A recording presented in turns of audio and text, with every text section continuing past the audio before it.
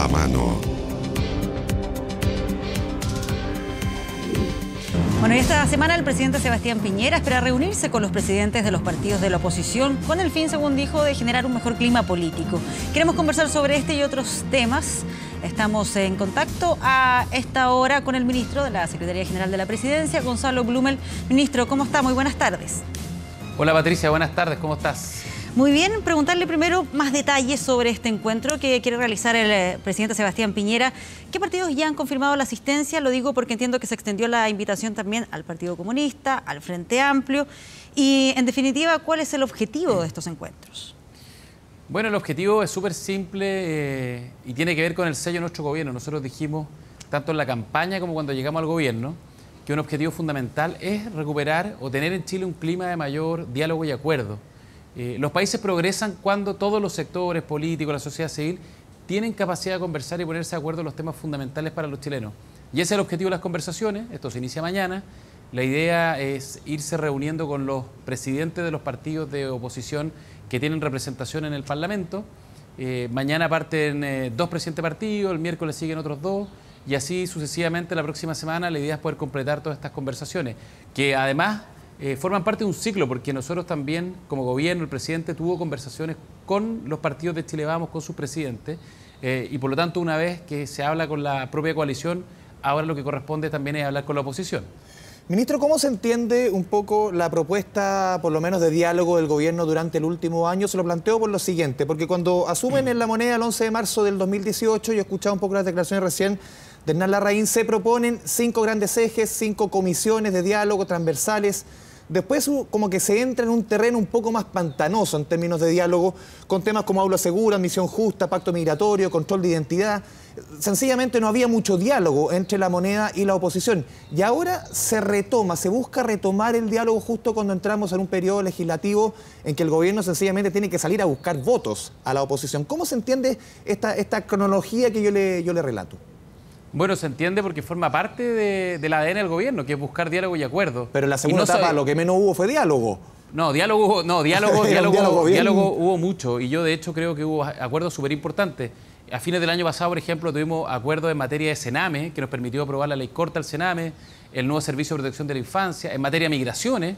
La ley de migración en la Cámara de Diputados logramos un acuerdo amplio, importante. Ahora, no siempre en todos los temas vamos a estar todos de acuerdo, pero la convocatoria va a ser a todos los sectores y tener los acuerdos más amplios posibles. Eso es el ADN del gobierno.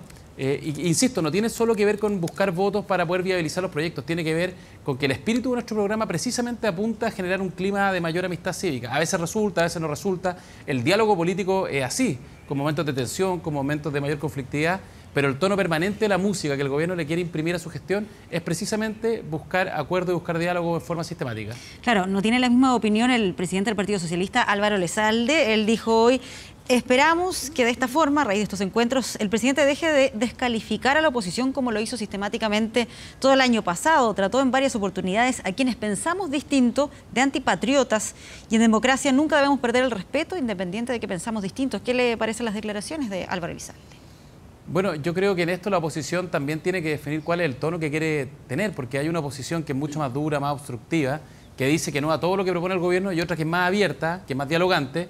Pero esta posición que es más dura trata de pautear a la oposición más dialogante para que no llegue a acuerdos con el gobierno. Nosotros en eso queremos llamar a toda la oposición, o por lo menos los sectores de oposición que tienen mayor disposición al diálogo. Y tampoco yo creo que es bueno caricaturizar el ánimo que motiva al gobierno en esta materia. En los temas que no estamos de acuerdo, yo creo que no hay ni un problema en decirlo sinceramente, decirlo frontalmente, pero siempre el ánimo va a ser convocar a los acuerdos y al diálogo. Así lo hicimos en el 2018, tal como lo escuchamos en la nota, con estos 5 grandes acuerdos nacionales en infancia, en seguridad, en salud, en la Araucanía y en desarrollo. A veces resultan mejor, a veces no resultan tan bien, pero yo creo que el desafío y la responsabilidad que tenemos, quienes tenemos cargos públicos, es hacer un poquito lo que la gente nos pide. Dejen de pelear por todo, traten de ponerse de acuerdo en algunos puntos esenciales, que son importantes para la gente y que permiten que la calidad de vida de los chilenos pueda mejorar. Y eso yo creo que es un desafío fundamental. Una invitación, ministro. Recién escuchábamos a la vocera de gobierno, Ciela Pérez, que decía una oposición que esté a la altura de lo que los chilenos piden. En el fondo, tampoco una invitación muy amable también de parte de la vocera. No, mira, si en esto Yo creo que el gobierno y la oposición tenemos que estar a la altura de lo que los chilenos nos están pidiendo.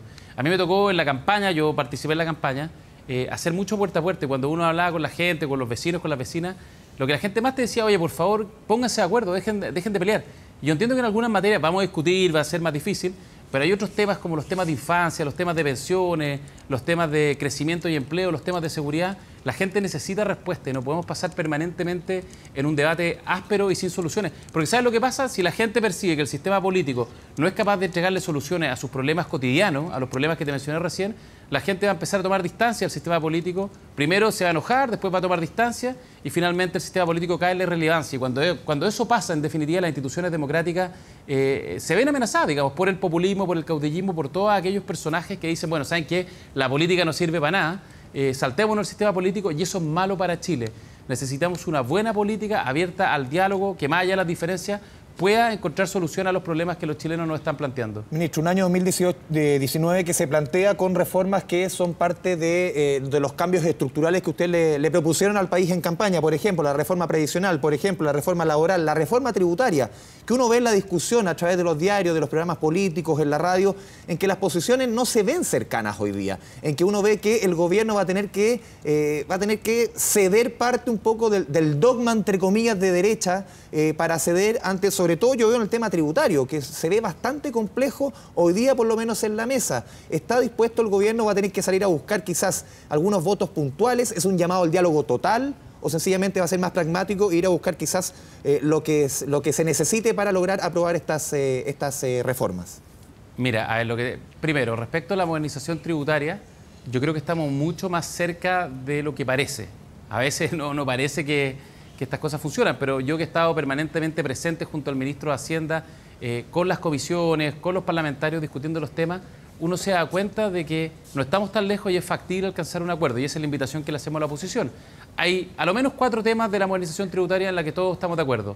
Que la modernización tributaria tiene que potenciar el crecimiento y el empleo, que es lo fundamental, que tiene que apoyar a las pymes, y hoy día necesitamos darle más instrumentos a las pymes, que también buscamos fortalecer a las regiones y darle beneficio a los adultos mayores en el tema de las contribuciones, que hoy día son un gran problema para ellos. Entonces, sobre esos principios, bueno, estamos tratando de construir acuerdos. Y lo segundo que yo creo que es importante tener a la vista es que, ojo, que lo que nosotros estamos haciendo no es algo que nosotros, es como un conejo que salió de un sombrero. Esto es lo que dijimos que íbamos a hacer en la campaña, lo estamos haciendo cumpliendo un mandato ciudadano que nos dio la gente en la segunda vuelta con un amplísimo respaldo. Lo segundo, aquí no hay retroexcavadora. Estamos haciendo cambios que son progresivos y graduales. No estamos partiendo de cero. Aquí no hay dogma, no hay ideologismo. Es tomar lo que tenemos en materia tributaria, en materia de pensiones y mejorarlo en función de lo que comprometimos en la campaña. Y sin ninguna retroexcavadora. Y lo tercero, que ojo con una cosa.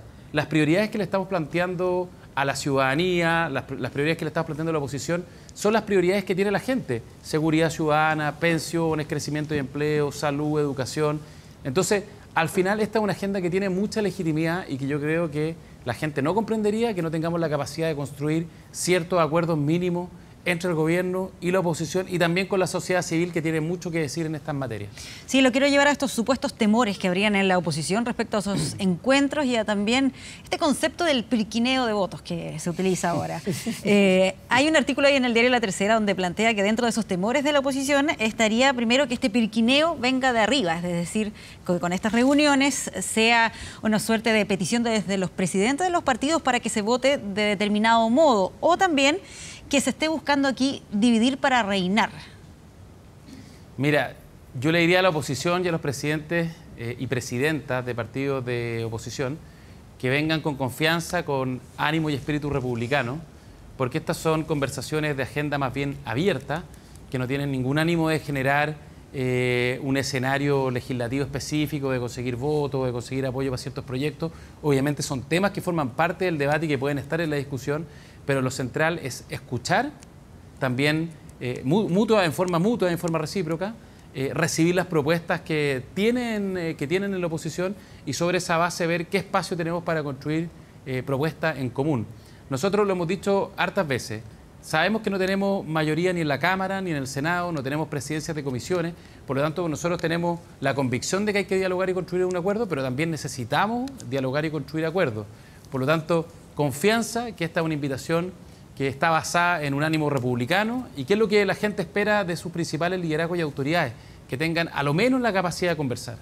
Ministro, durante la discusión las últimas semanas del control preventivo de identidad, como que reflotó una crítica al gobierno de parte de la oposición y otros sectores, incluso desde la misma alianza, el Chile Vamos, respecto a que se está legislando a través de encuestas sobre temas en que la ciudadanía los apoya y sencillamente ahí la moneda ataca ese punto. No solamente el control de identidad, aula segura, admisión justa, el pacto migratorio. ¿El gobierno legisla a través de encuestas?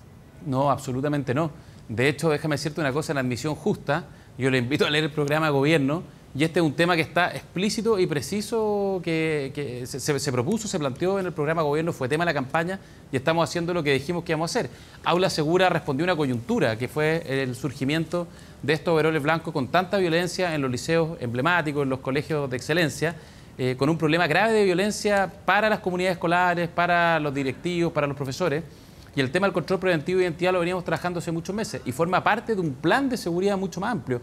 Nosotros en materia de seguridad, que es una de las 3 prioridades centrales que propuso el presidente para este año junto a clase media y junto a mantener en la marcha nuestra economía y el empleo, nosotros estamos impulsando la modernización de Carabineros, que es lo central, junto con el Plan Calle Segura. Y el Plan Calle Segura significa nuevas leyes, nuevas herramientas para las policías como el control preventivo de identidad, nuevas tecnologías como estos drones de televigilancia que se presentaron la semana pasada, para asegurar que en el espacio público y en la vía pública la gente tenga la certeza que va a tener la máxima seguridad posible. La seguridad ciudadana es la principal prioridad que tiene la gente y yo creo que si el gobierno y la oposición no escuchan esa demanda ciudadana, estarían cometiendo un grave error. Ministro, dentro de la cronología que se va a armar esta semana, las reuniones con la oposición, ¿por qué se deja en un segundo grupo quizás al Frente Amplio y también al Partido Comunista? ¿Hay alguna estrategia detrás de eso? Quizás es más productivo el trabajo en los partidos de la ex nueva mayoría que en los otros partidos, quizás siendo más de extremo, es difícil quizás trabajar ahí. No, para nada. Es básicamente para ir avanzando desde aquellos partidos que tienen bancadas más grandes, más representativos, a los que tienen bancadas más pequeñas, digamos. Pero no hay ninguna estrategia ni hay ningún ánimo específico de condicionar las conversaciones. Van a estar todos, la idea es conversar con todos los sectores que tienen representación parlamentaria y el presidente ha querido escucharlo y eso es una cosa que es bien importante, yo creo que hay que valorar. Uno a uno, darse el tiempo, mirarse a la cara, tener la capacidad de conversar directamente, sin la presión de la contingencia mediática, sino que tener la capacidad de lo que se hace, de lo que hace la política algo insustituible, generar puntos de encuentro para poder canalizar las inquietudes de la ciudadanía. Sobre esa invitación al Partido Comunista y al Frente Amplio, ¿han recibido alguna respuesta? De momento no que yo sepa, y nosotros esperamos que puedan venir porque su opinión, su visión también es importante. Sí. ¿Y a quiénes se invitan del Frente Amplio? Porque también es, como su nombre lo dice, amplio, diverso. La semana pasada hay varios, lo vimos en la votación de la Cámara de Diputados. ¿Con quién se trata de dialogar en el Frente Amplio? Bueno, el criterio es que se pueda invitar a todos los presidentes o presidentas de partidos que tienen representación parlamentaria. Ese es el criterio y eso es público y conocido. Ajá. Ahora, recordando precisamente lo que fue esa elección de la presidencia de la Cámara de Diputados, ¿de qué manera se puede llegar a acuerdos con esa oposición? ¿Qué conclusiones se sacan de lo que fue ese proceso de la elección de la presidencia en la Cámara?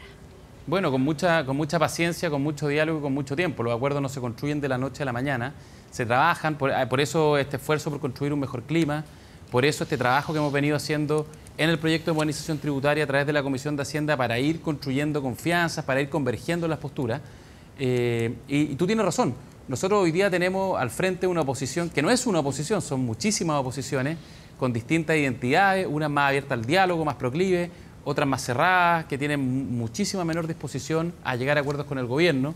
Y lo que nosotros esperamos es que todos los sectores puedan decidir libremente qué es lo mejor para Chile, y no decir que no simplemente porque son propuestas que vienen del gobierno, que ningún sector intente pautear a otro, porque la unidad de la oposición nosotros creemos que no puede ser únicamente decir no a lo que propone el gobierno, sino que debiese ser decir sí a lo que es bueno para Chile.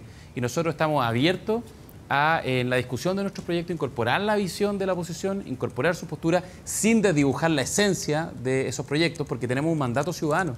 Nosotros recibimos en la elección presidencial un mandato de hacer ciertas cosas, de hacer ciertos proyectos, de hacer una modernización tributaria, de mejorar las pensiones, de hacer una modernización laboral que es tan importante, la modernización de la salud.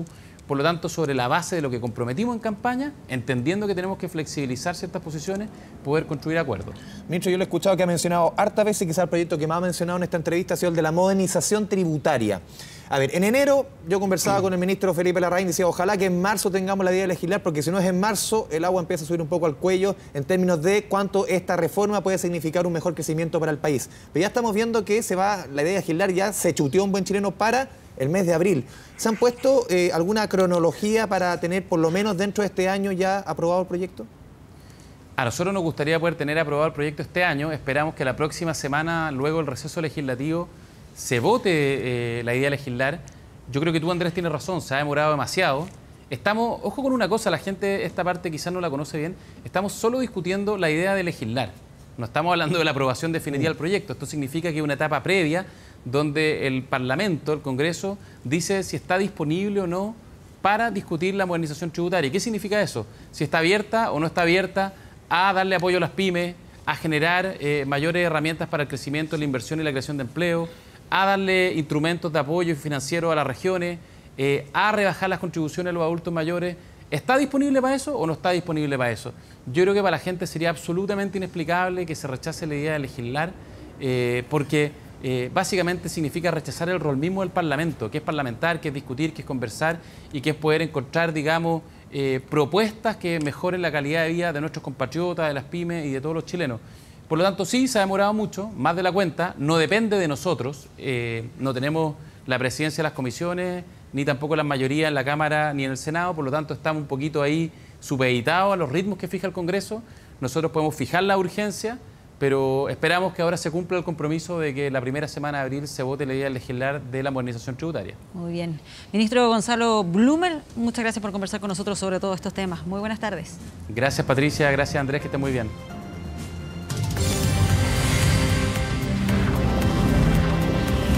Mano a mano.